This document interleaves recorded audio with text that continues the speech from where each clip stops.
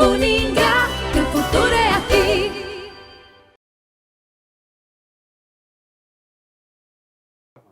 Olá, caros acadêmicos.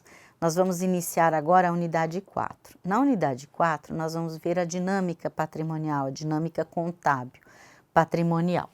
Dentro dessa dinâmica patrimonial, nós temos o quê? Quais são as variações que ocorrem? Então, nós vimos, né, no final da unidade 3, os balanços sucessivos. Dentro da dinâmica patrimonial, é o que ocorre todo momento dentro da organização. Compra de mercadorias, venda de mercadorias, com lucro, com prejuízo, descontos que você paga, tributos que você paga, o frete que você paga, o salário que você paga do colaborador, quando você adquire as mercadorias, os impostos que você tem a se creditar, as embalagens que você tem, tudo o que envolve a atividade organizacional. Então, nós temos variações provenientes das operações com os sócios. Quais são as operações com os sócios, né, que envolvem os sócios? A integralização do capital social, né, primeiro a promessa que eles tiveram, que é a subscrição do capital social, e depois a integralização do capital social. A integralização do capital social é muito importante vocês observarem a seguinte situação. Suponhamos que um determinado sócio, ele resolve entregar um veículo que é dele, pessoa física, para a empresa. Para a questão, né, do postulado da objetividade, o contabilista só vai poder fazer esse lançamento contábil a hora que efetivamente o sócio pegar o documento do veículo, for ao Detran e fazer a transferência do veículo para a empresa. Aí sim, esse veículo será da empresa e não mais do sócio.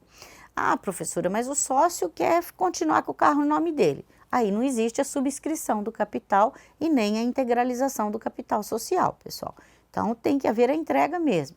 Mesma coisa se for uma edificação, tem que haver a escrituração, transferindo esse imóvel, esse edifício, essa sala comercial para a empresa. Caso contrário, não teve a objetividade, tá bom? E as variações provenientes das operações como um todo, né?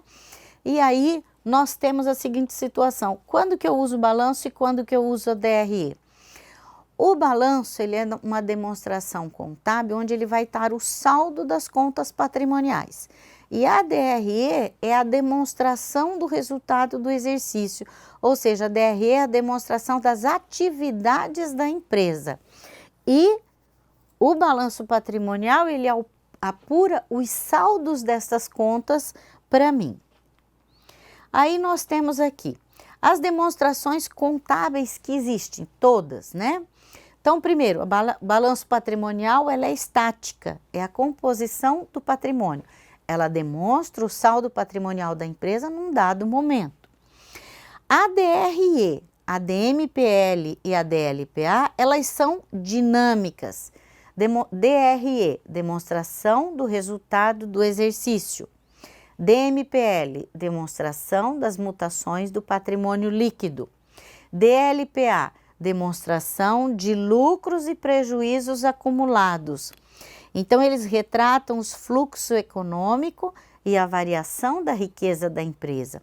A DRE vai mostrar para mim se eu tive lucro ou prejuízo com as operações. A DMPL, ela vai mostrar para mim as mutações do patrimônio líquido. O que é uma mutação? É uma mudança. Então, o capital social é que forma o patrimônio líquido. Se houve lucro, teve um aumento do patrimônio líquido. Se houve um prejuízo, houve uma diminuição do patrimônio líquido, tá? E a DLPA, demonstração de lucros ou prejuízos acumulados. Ele vai estar demonstrando se a empresa teve lucro ou se teve prejuízo. A DOAR e a DFC são dinâmicas e fluxo financeiro. A DOAR é demonstração de origem e aplicação de recursos. Lembram que nós falávamos o passivo é a origem do recurso, passivo e patrimônio líquido, e o ativo é a aplicação desse recurso. E a DFC, demonstração de fluxo de caixa. A DFC demonstra entradas e saída de caixa. Entrada de caixa são os recebimentos que vocês têm em caixa, um empréstimo que você fez, então, no momento que você faz o empréstimo, entra o dinheiro em caixa, e a saída, né, do fluxo de caixa, o pagamento de todas as contas que você foi pagando. E aí, no final, você vai ter o saldo da demonstração. Dinâmica de fluxo da riqueza, né? DVA, demonstração do ativo. Essa dinâmica e fluxo da riqueza, eu vou ter uma demonstração da evolução do ativo. Qual que é o valor agregado, né? Qual que é o valor adicionado a esse patrimônio da empresa? Então, demonstração do adicionado, né, do valor adicionado à riqueza da empresa. Por quê, pessoal? Os sócios, eles entregam esse patrimônio para a empresa, mas a empresa ela tem como objetivo trabalhar este patrimônio para gerar riqueza para a empresa. E as notas explicativas? O que vai estar dentro da nota explicativa? Muitas vezes existe um fato contábil que ele teve como origem um ato contábil. Então, nós falamos para vocês que a marca da empresa, então a marca Uningá, ela é intangível. Então, e lá no balanço patrimonial, ela está como um valor, marca. Mas digamos, né, pela questão de evolução de mercado, pelo forte nome da faculdade, da instituição, dos resultados que ela tem, né? Grandes pesquisas científicas, grande numerário de acadêmicos, grandes formandos. Então, o resultado que ela tem para a sociedade. Muitas vezes eu não consigo demonstrar isto pela contabilidade, então eu posso colocar ali em notas explicativas. Lembram que nós falamos para vocês sobre auditoria e sobre perícia contábil? Então, digamos que houve lá um erro, né, na contabilização, e isso foi evidenciado pela auditoria e através de uma perícia contábil.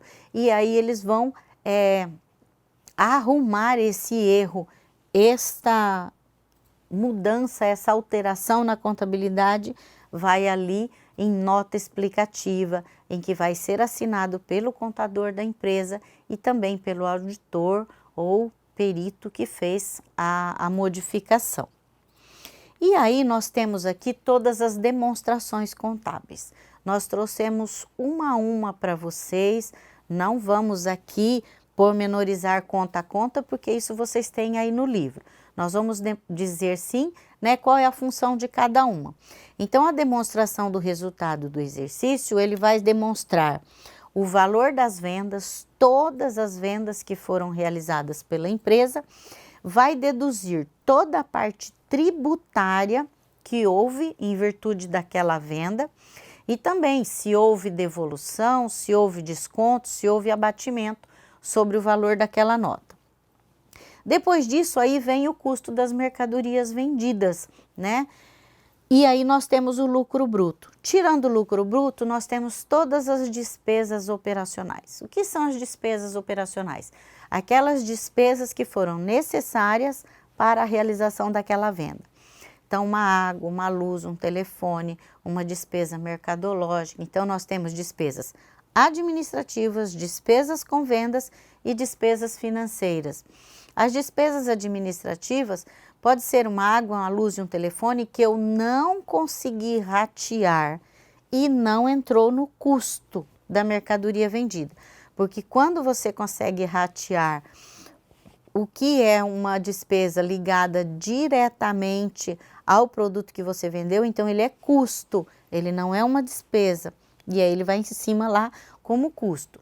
Se eu não conseguir ratear, ele é uma despesa, e aí ele vem aqui embaixo como uma despesa geral ou administrativa.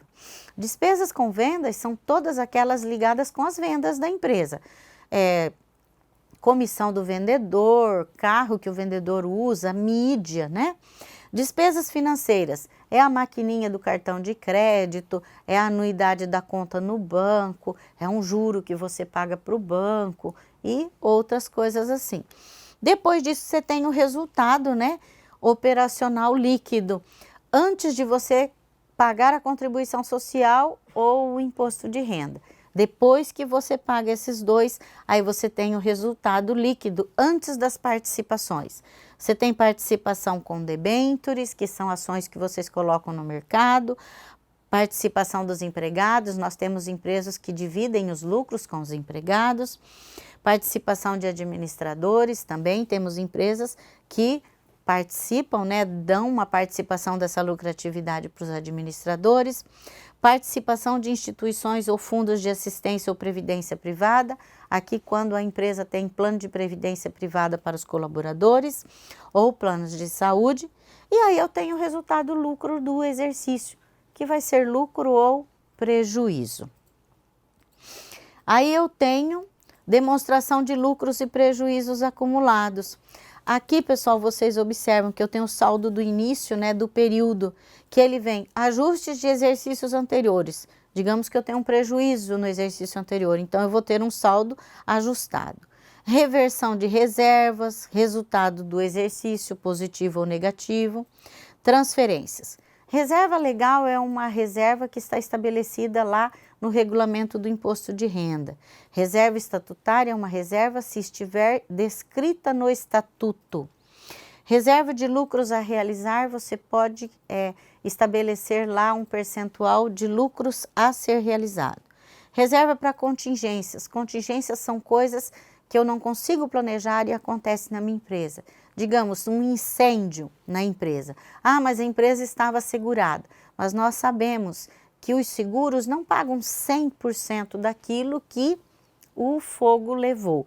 Então, você tem uma reserva, né, para fazer frente aí sobre esse prejuízo. Distribuição de dividendos, aqui apenas para aquelas empresas que operam pelo lucro real. E vai ter os dividendos aqui. E aquilo que vai ser incorporado ao capital social. Digamos que os sócios, né, eles resolveram, em vez de eu ter essa distribuição de dividendos, eu incorporar essa lucratividade que teve a empresa. E aí eu tenho o saldo do fim do período. Demonstrações da mutação do patrimônio líquido, então aqui eu tenho o capital realizado, as reservas, ágio na emissão de ações, reservas de lucro, aquelas que nós vimos, contingência estatutária e legal, prejuízo acumulado e o resultado do período e o total, né? Então, são as mudanças que o nosso patrimônio líquido vai tendo ao longo do tempo. E aqui nós temos a demonstração do fluxo de caixa. Vocês observem aqui que aqui nós temos toda aquela movimentação que ocorre no caixa da empresa, tá? Esta é uma demonstração diária, pessoal, por isso que ela está dentro da dinâmica patrimonial. E eu digo mais, ela não é só diária. Se você quiser apurar a demonstração do fluxo de caixa ao meio-dia e às 18 horas da empresa, você pode e ela vai ter uma diferença. Eu tenho a demonstração do valor adicionado, que aqui a gente vai observar também tudo aquilo que ocorreu na empresa e que houve uma adição de valor, uma complementação de valor. Nós podemos comparar de um ano para o outro para eu poder saber a mudança que ocorreu, se houve realmente uma adição de valor, tá bom? Pessoal, isto é o que nós temos na primeira parte da unidade 4. Todas essas demonstrações contábeis nós vamos ver agora na nossa próxima aula, como que ocorre essa dinâmica patrimonial e onde eu vou estar utilizando elas dentro da demonstração contábil. Bom trabalho para vocês e bom estudo. Vamos lendo o livro, hein? Para poder acompanhar junto com a aula. Eu até recomendo que vocês façam uma leitura prévia do livro primeiro e depois assistam à aula. Um abraço a todos e até mais.